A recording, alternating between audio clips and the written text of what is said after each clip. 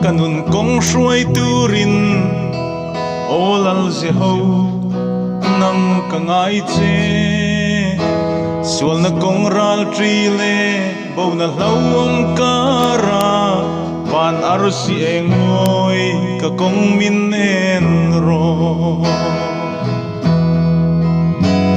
setan sual daw ral kane thei na turin ral thuam fam kimin o min thuam ta che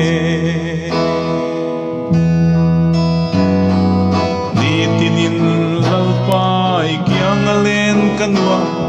karam ngai ber chu nang ma om si lei ring nun peli nang el farte singa top ni nei lova phật che kanuam me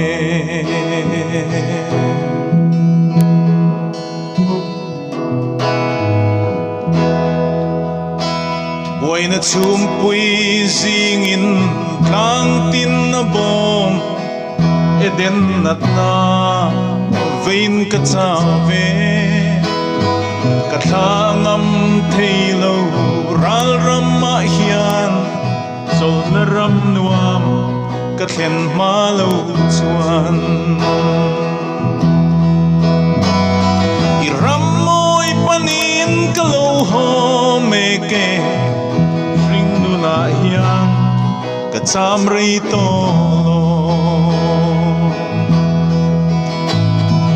ti tilin lal pai kyang alen kan wang karam ngai ber chu nang ma om si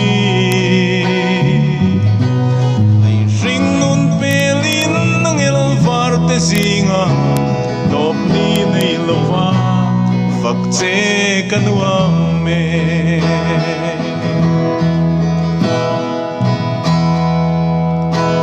kadam chung rei lo te a hian o isu ikebula om kadue izirtir na thutak le o ikong thiang hlim leimoi na ain kathang so ke kadam lai shring nun hi aloral hunin ikyang aleng turin min lo kayang che itinin lalpai kyang alen kanwa karam ngai ber chu nang ma om si lei shring nun pelin nang el varte singa top ni nei lova phật che kanuam me